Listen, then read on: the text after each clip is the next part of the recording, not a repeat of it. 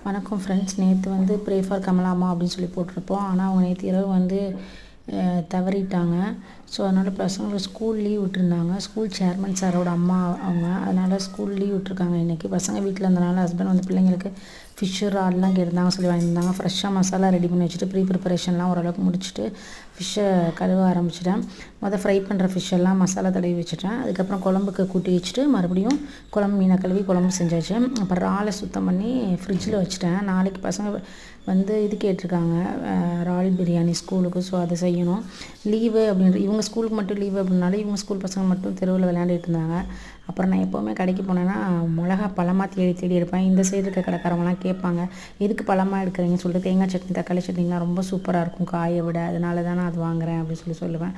அப்புறம் Christmas carol நேற்று வந்தது. அதனால் பசங்கள்லாம் நைட்டு ஜாலியாக டான்ஸ் ஆடிட்டு இருந்தாங்க கிறிஸ்மஸ் தாத்தாவோட. கிறிஸ்மஸ் யாரெல்லாம் கொண்டாடுவீங்கன்னு கமெண்ட் பண்ணுங்கள்.